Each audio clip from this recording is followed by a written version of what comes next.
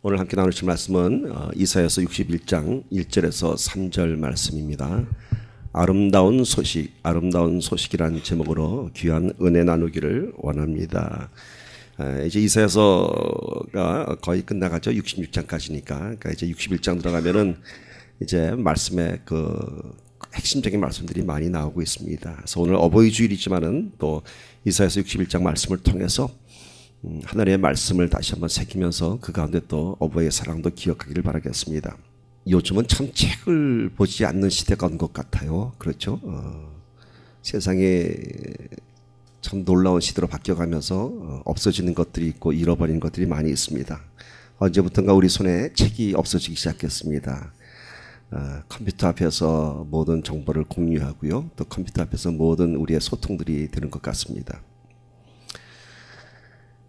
여러분 한국 문학에서 가장 긴 소설이 뭔지 아세요? 장편 소설, 대하 드라마라고 하죠. 많이 들어보셨을 거예요. 작가 박경리가 쓴 토지라는 작품입니다. 토지. 이 작품은 작가가 1969년에 집필을 시작해서 언제 완성이 됐냐면 1994년도 무려 25년간에 걸쳐서 완성한 정말 큰 대하 드라마입니다. 작가의 인생 가운데서도 25년간을 전념해서 썼다면은 아마 그 인생의 대표작이라고 할 수 있겠죠. 본인의 대표작인 것뿐만이 아니라 한국 문학에도 대표작이 되었습니다. 아주 정말 큰 장편 드라마입니다. 소설의 시대 배경은 1897년 구한말 동학혁명에서부터 시작해서 1945년 해방되는 8.15까지의 그런 조선 근대사를 배경으로 하였습니다. 거기 나오는 주인공이 최참판이라고 하는 가문입니다. 최참판이라고 하는 3대 가문이 겪는 이야기를 중심으로 등장인물이 무려 600여 명이나 나옵니다. 그 소설 속에서. 그 인물들을 파악하기도 쉽지가 않습니다.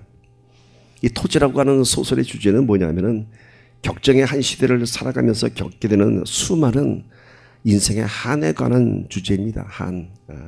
우리 민족의 정서 자체가 한 아닙니까? 참 많은 힘든 역사 속에서 우리 정서에 가장 깔려있는 것이 한입니다. 한. 그래서 이 소설은 격변기의 시대 속에서 경험하는 많은 인생들의 한에 관한 이야기를 적고 있습니다. 그런데 이 한은 어느 특별한 사람과 또 어떤 사건 환경 속에서만 생기는 것이 아니라 그 한 시대를 살아가는 모든 인간들이 다 겪게 되는 그런 인생의 운명 같은 것을 표현하고 있습니다. 그러니까 누구는 불행해서 한많은 인생 살아가는 것이 아니라 그 시대 속에서 다 나름대로의 한을 갖고 살아가고 있는 것을 기록하고 있습니다. 많은 문학 작품이 그렇듯이 이 토지라는 작품에서도 그렇게 수많은 사연들과 수많은 사람들의 한과 고뇌를 다루었지만은 결국 그것에 대한 답은 없습니다. 한에 대한 문제만 제시하고 그 한많은 그 이야기들만 적어가고 있지. 그냥 결론은 그저 우리 인생은 받아들이고 그 한을 숙명처럼 살아야 하는 그러한 우리의 모습을 소설을 통해 표현하고 있습니다. 한국 최고의 대표 문학 그 주제는 한입니다. 그렇다면 여러분 인류 최고의 대하 드라마는 무엇일까요? 대한민국의 최고의 작품은 토지라고 한다면은 인류 최고의 대하 드라마는 뭘까요, 여러분? 또 최고의 베스트셀러? 잘 아시죠? 제가 너무 쉽게 물어보니까 그냥 대답 안 하는 거죠. 토지가 25년간 쓰여진 작품입니다. 성경은 겨우 연대를 측정할 수 있는 아브라함에서부터 예수 그리스도의 탄생까지 2000년간에 쓰여진 하나님의 드라마입니다. 수많은 인물들이 등장했던 토지의 그런 주제와 다르게 성경은 오직 한 사람 예수 그리스도만을 밝히기 위해서 그렇게 2000년의 긴 드라마를 썼습니다. 그리고 예수 그리스도를 통한 그 분명한 인생의 해답을 제시하고 있습니다. 분명한 해답을 제시하고 있습니다. 그 해답을 제시하기 위해서 2000년간 긴 대하 드라마를 쓰였습니다. 여러분, 세상에 어떤 책이 도대체 한 주인공, 한 주제를 갖고 2000년간 소설이 아닌 리얼 다큐멘터리로 쓰여져 있습니까? 또 그 후로도 그 책이 쓰여진 그 후로도 2000년간 지금까지 이 시간까지 세계 베스트셀러가 된 책이 어디 있습니까? 시대를 통틀어서. 왜일까요? 성경은 인간의 책이 아닌 하나님이 쓰신 진리의 글이기 때문인 것입니다.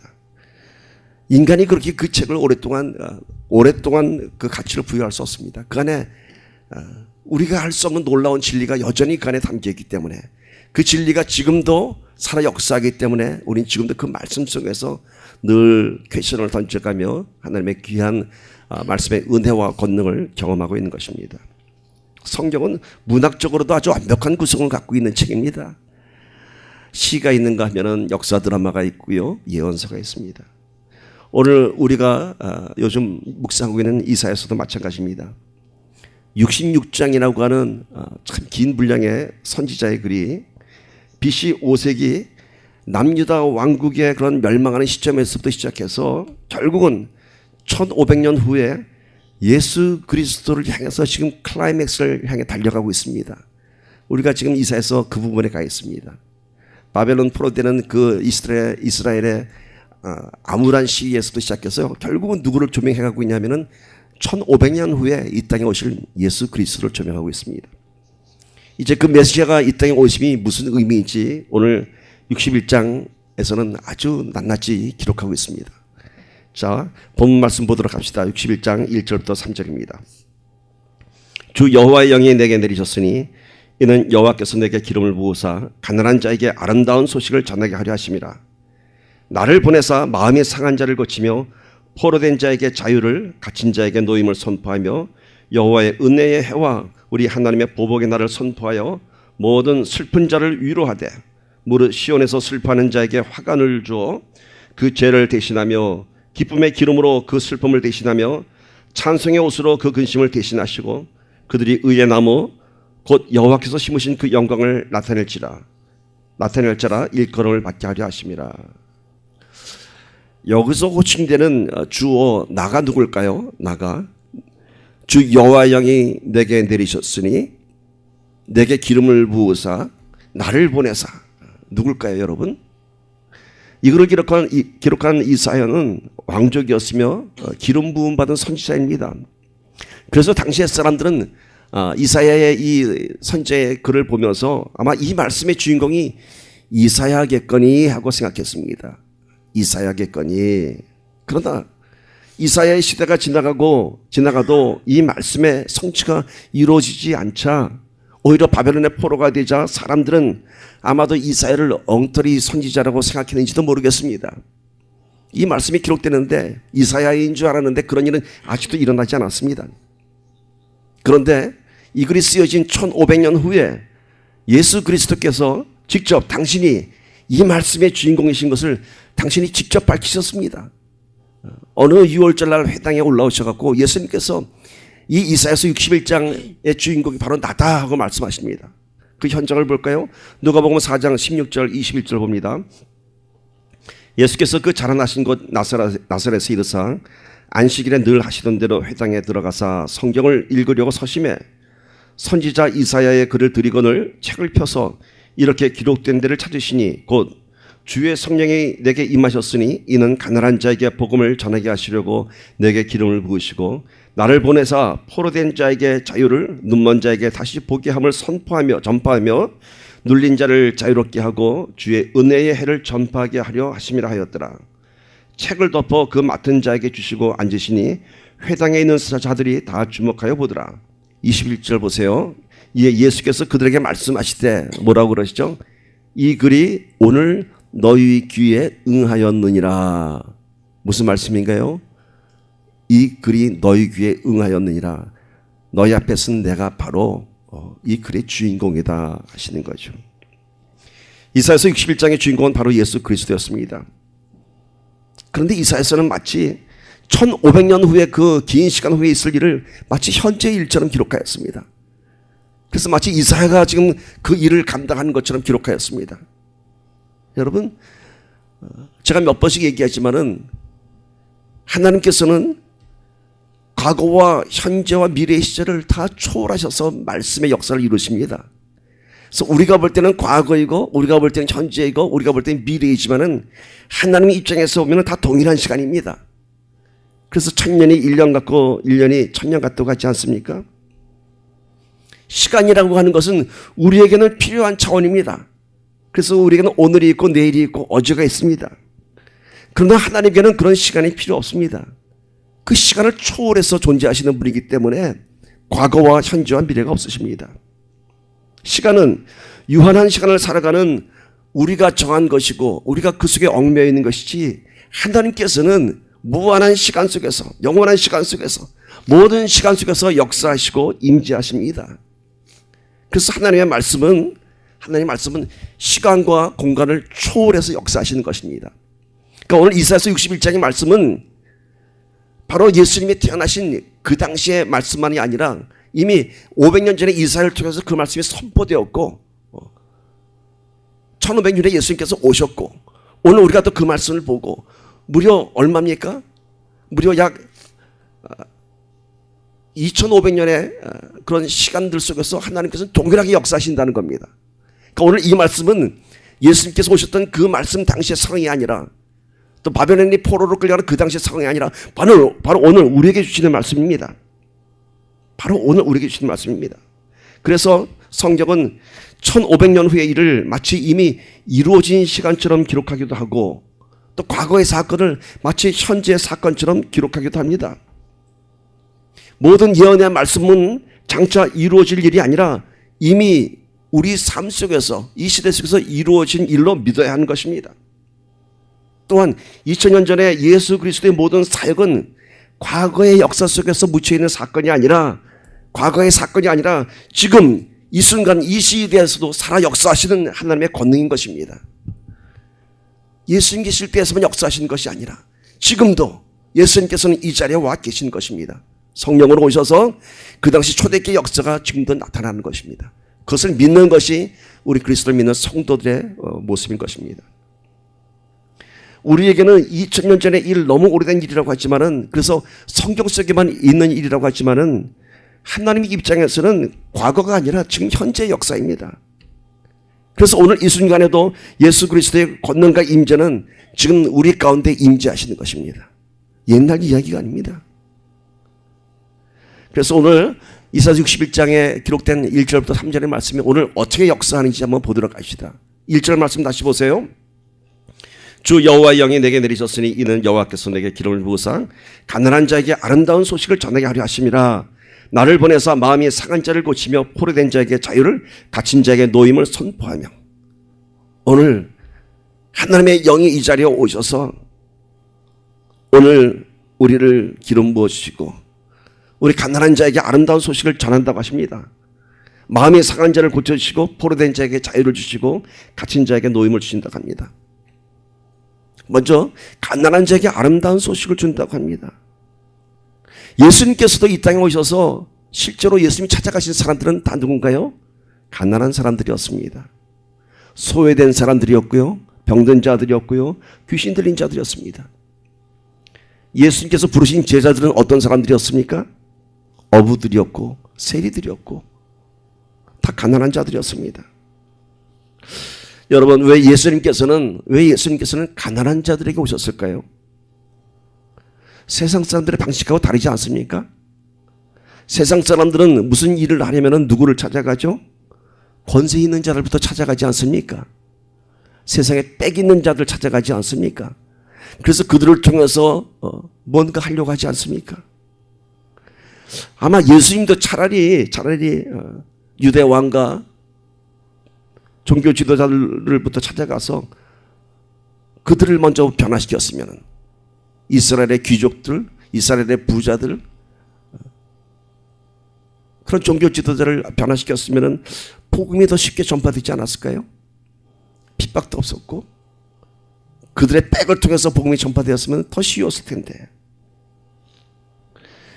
여러분, 복음의 통로는 가난한 자들을 통해서 복음이 열려지게 됩니다. 한국과 일본은 기독교 역사를 보면 복음의 통로가 다릅니다. 조선 땅에 온 선교사들은 천민계급을 통해서 복음이 전파되었습니다. 한국의 승동교회라고 저하고 가까운 이제 우리 패밀리가 되는데 지금 천국가 했지만 한국의 역사 속에서 참 오래된 교회 중에 하나죠. 그 승동교회는 누구를 전도해서 시작됐냐면 당시 가장 천대받던 백정, 고기 잡는 백정들이 세운 교회가 승동교회입니다. 그들이 복음의 씨앗이 됐습니다.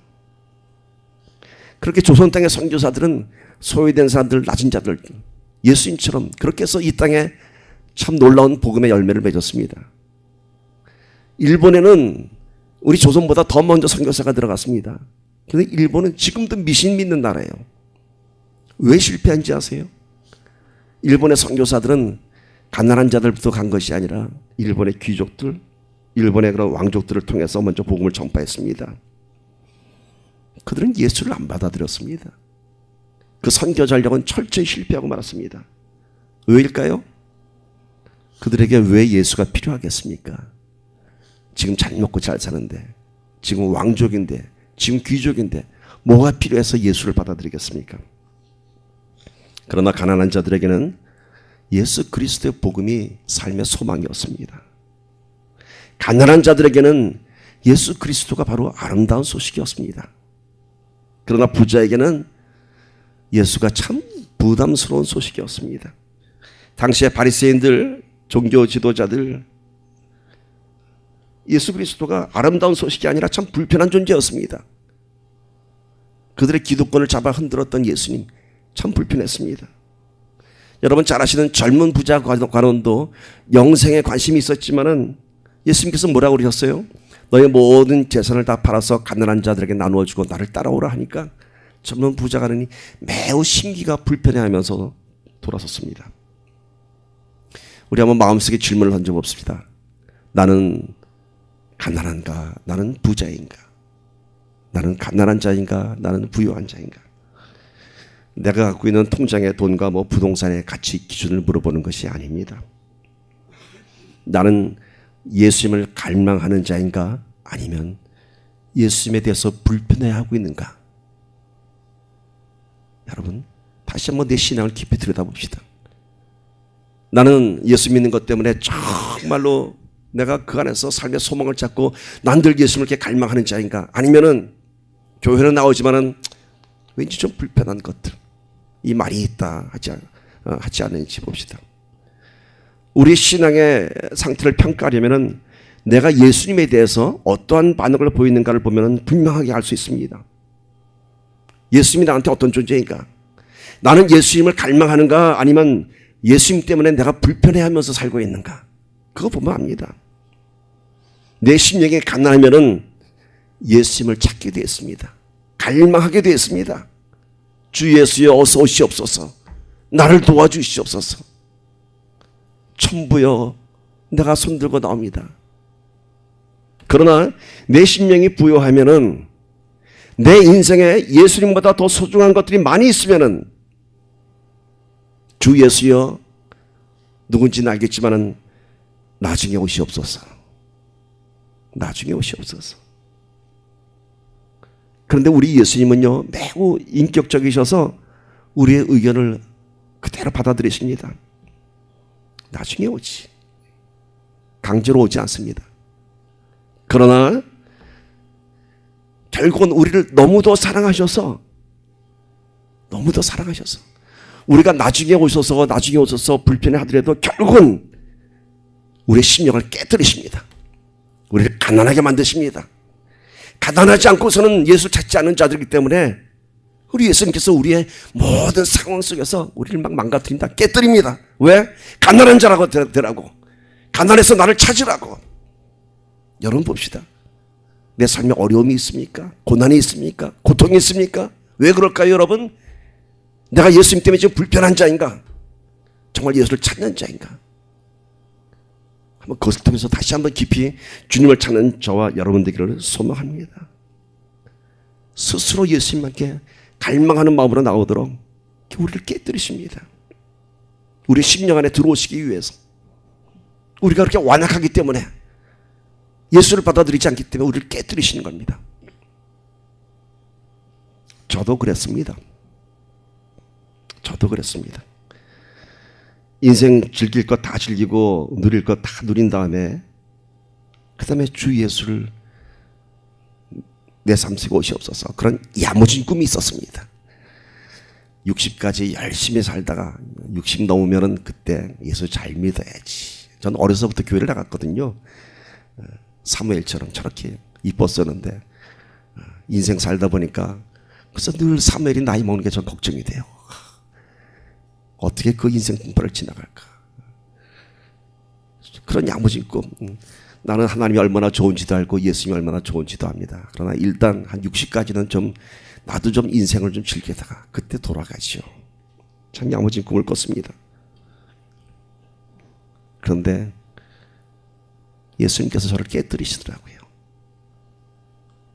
내 심령을 깨뜨리니까 나의 실체를 보니까 나의 가난한 심령을 보게 되었습니다. 나는 많이 가진 자 같았고 참 그래도 그럭저럭 괜찮은 사람인 줄 알았는데 내 심령을 깨뜨리고 보니까 내 죽은 죄가 내 모습이 너무 초라했습니다. 예수를 떠난 내 모습이 너무 불쌍했습니다. 그 야무진 꿈들 얼마나 미련한 꿈이었는지요. 지나온 세월이 너무도 안타까웠습니다.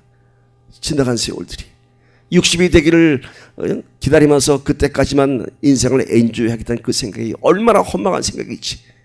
그로 인해서 내 인생이 얼마나 초라해졌는지 철저히 깨닫게 되었습니다. 저 같은 생각을 하는 사람들이 참 많이 있죠. 그래서 어떤 청년이 모태신앙을 갖고 있는 그 청년이 자기도 나중에 주님을 만나지요 하면서 그렇게 청춘을 구가하다가 어느 날 큰 사고를 당해서 병원에 입원했습니다. 담임 목사님께서 신방을 가셨습니다. 근데 목사님께서 다 시드른 꽃을 갖고 오셨어요. 다 시드른 꽃. 말라 비틀어지고 꺾어지고 뭐 이런 거. 청년이 시험에 들었습니다. 목사님께 결국 질문했습니다. 아니 목사님 어디 쓰다가만 꽃 갖고 오셨어요? 뭐 교회 꽃꽂이 했던 거 지난주 거 버리기 전에 그냥 저한테 갖고 오셨나요? 퉁명스럽게 물어봤어요. 그랬더니 목사님께서 왜 기분 나빠? 그러니까 전 이런 거 처음 봤어요. 이렇게 시드는 거 있죠. 그래, 그렇지. 기분 나쁘지. 예수님도 네가 이렇게 다 시드른 다음에 오면은 어떠실까? 너도 이렇게 다 시들었어. 시드른 꽃처럼 나중에 오면 예수님이 좋아하실까? 그렇습니다, 여러분. 그래서 시들기 전에 오라고 주님께서 자꾸 우리의 심령을 깨뜨리는 겁니다. 우리의 심령을 깨뜨립니다.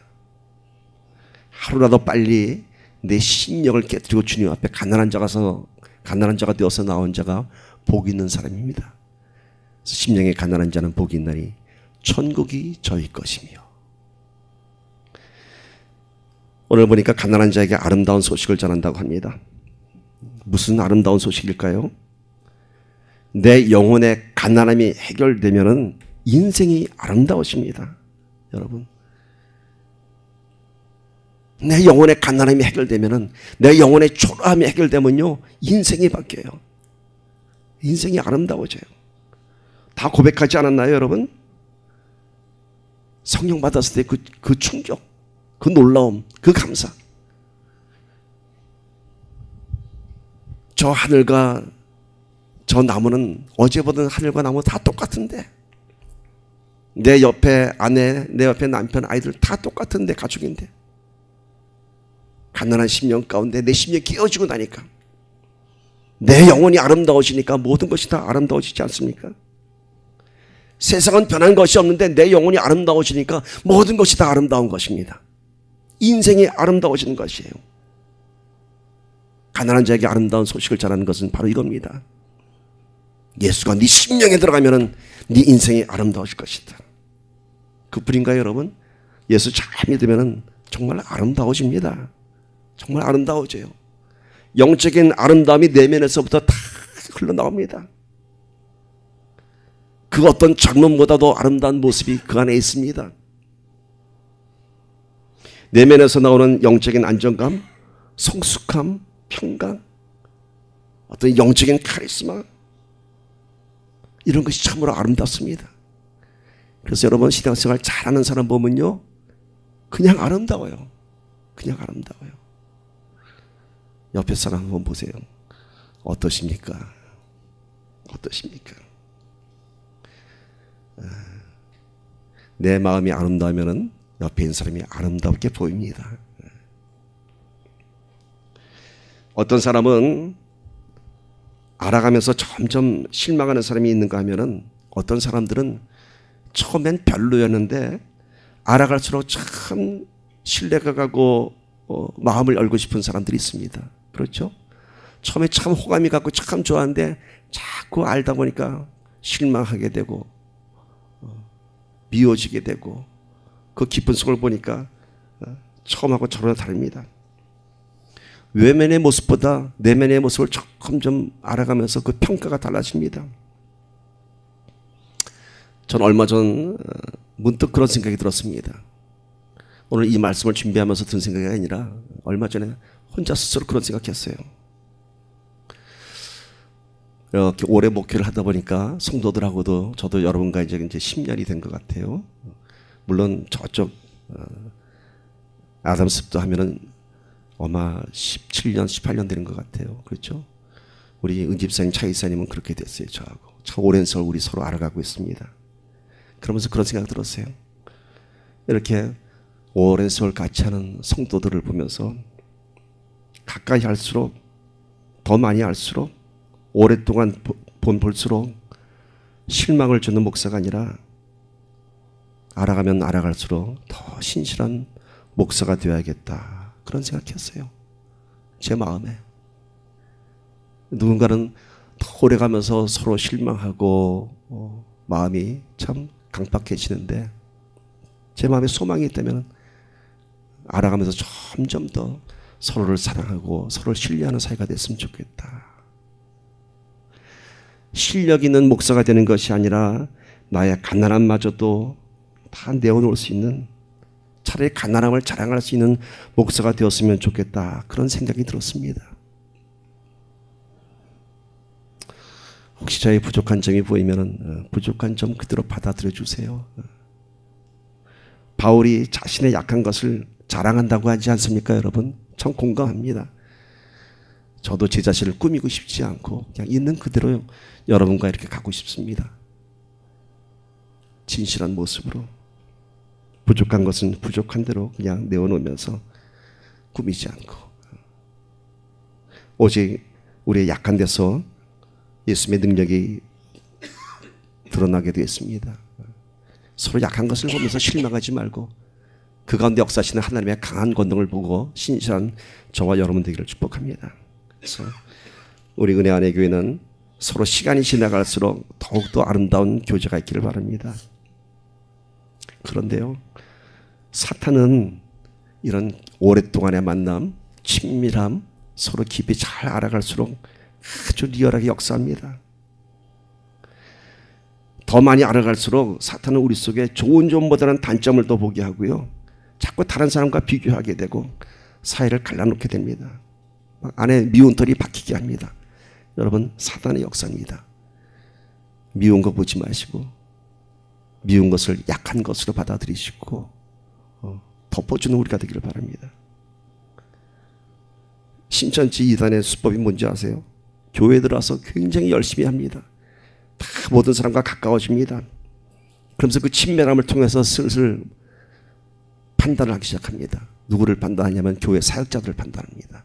담임 목사를 판단하고 전도사님을 판단하고, 그리고서는 다른 곳으로 끌고 나옵니다. 이것이 바로 사단의 전략입니다. 그러나 여러분, 세상의 편견과 판단, 사탄의 이간질에도 오늘 우리의 시선이 오직 예수님께 가 있다면 그런 미혹과 유혹을 이길 수 있을 것입니다.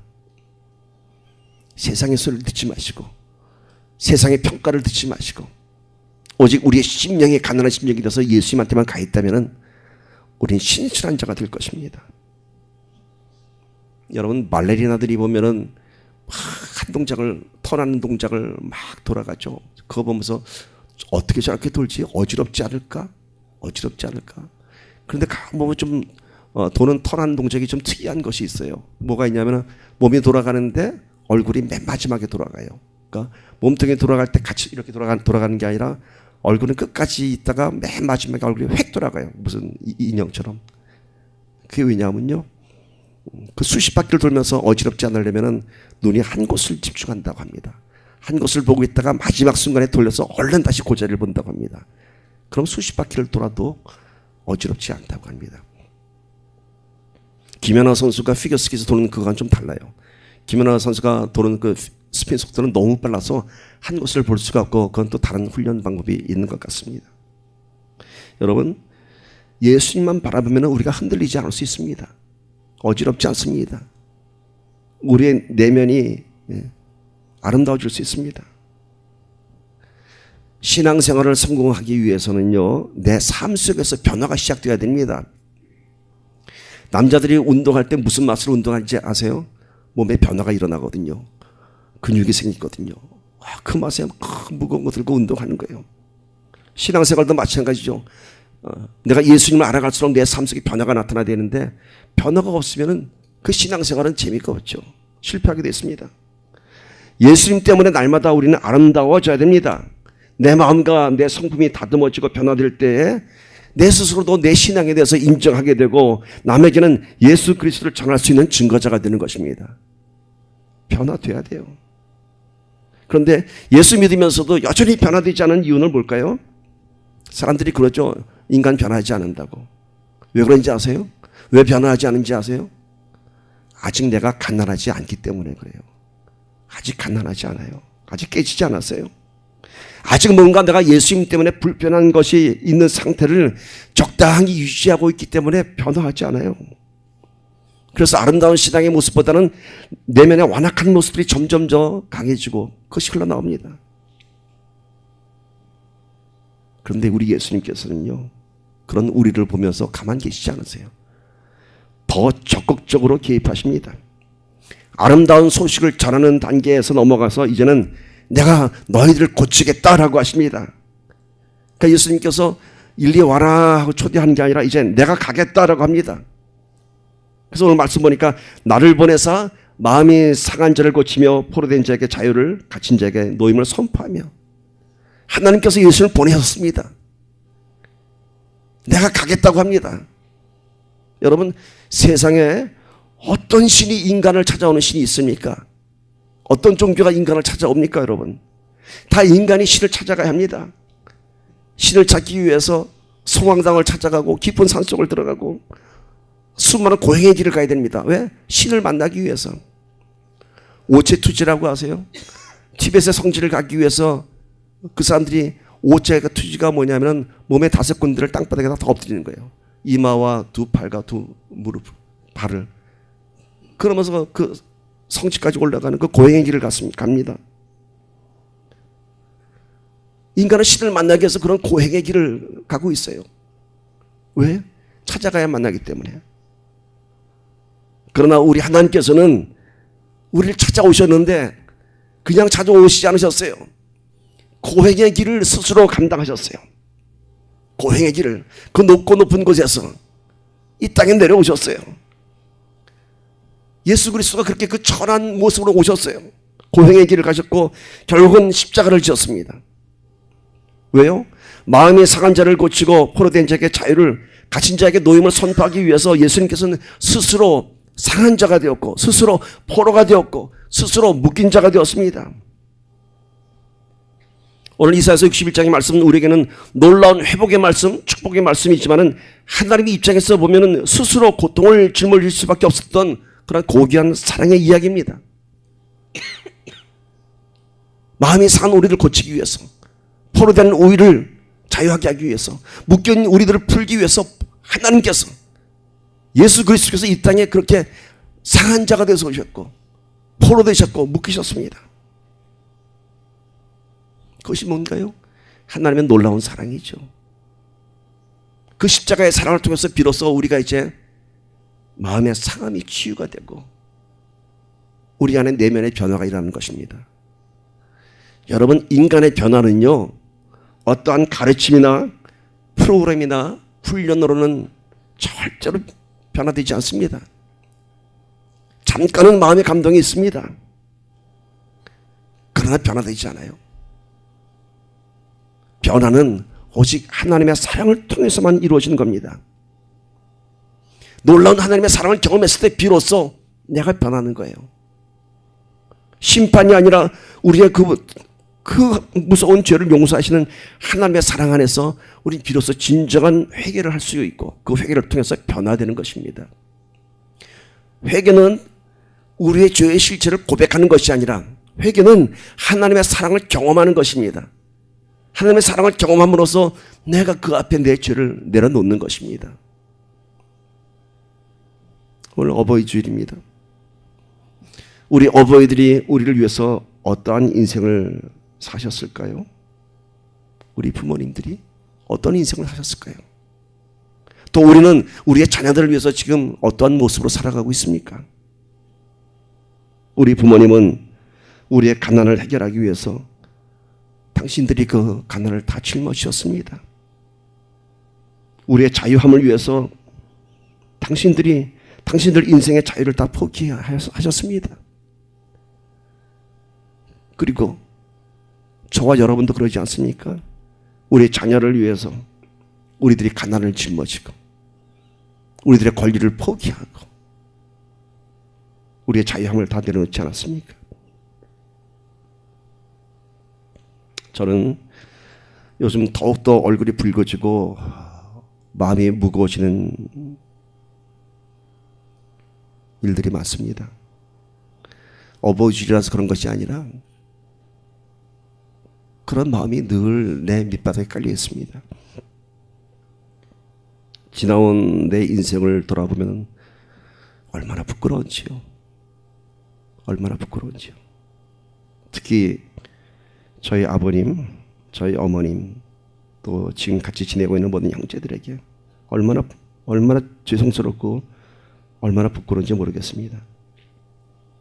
아버님은 이른 나이에 홀홀다신 올라마셔서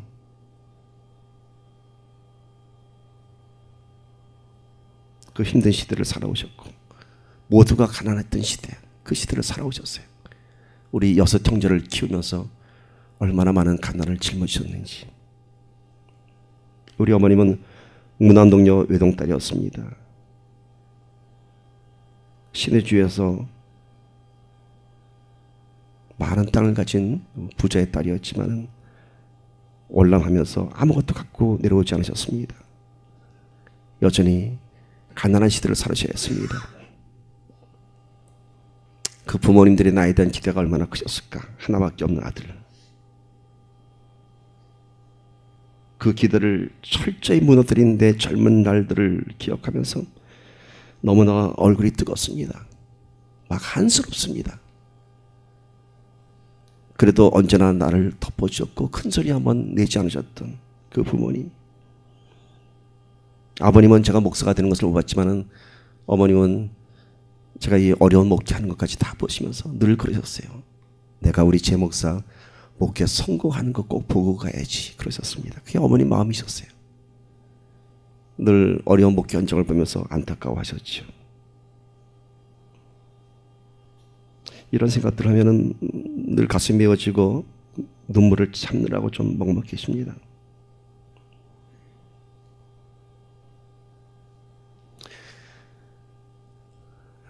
이것도 내 마음의 상함이며 내 마음의 포로가 되는 것이구나 생각이 듭니다. 그러면서 말씀 안에서 다시 위로를 받습니다. 갚을 길 없는, 회복할 수 없는 나의 지난날의 아픔과 부끄러움들을 이제는 하나님께 충성하자. 그리고 성도들에게 충성하자. 아이들에게 믿음의 본이 되자.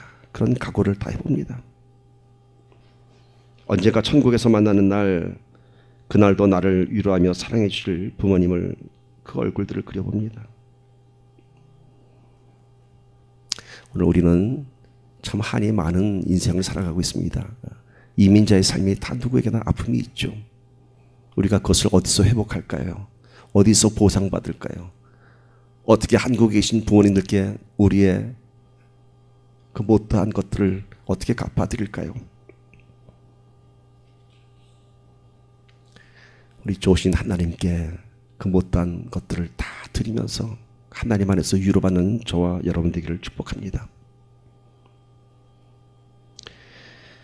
이사야서 53장 5절 보세요. 그가 찔림은 우리의 허물 때문이요 그가 상함은 우리의 죄악 때문이라. 그가 징계를 받음으로 우리는 평화를 누리고 그가 채찍에 맞음으로 우리는 나음을 받았도다. 우리의 허물과 죄 때문에 이미 예수님께서 그 질고를 다 당하셨습니다. 여전히 우리가 그런데도 마음이 상한 자로 또 포로된 자로 살고 있다면 그건 참으로 억울한 일입니다.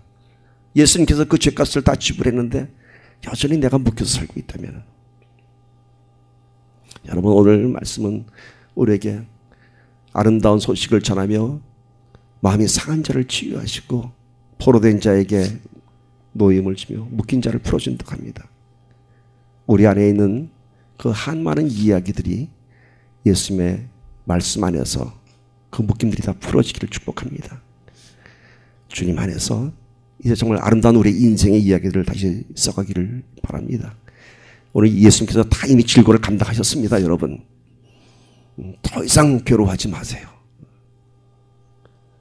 2차 대전 당시 남태평양 섬에 많은 일본군 패장병들이 남아 있었습니다. 히로시마 원자폭탄이 떨어지면서 전쟁이 끝났습니다. 그래서 모든 섬들에 다 패장병들을 다 나오라고 방송을 다 했습니다. 그런데 오노다 히로라고 하는 소위로 인간된 젊은 군인이 있었습니다.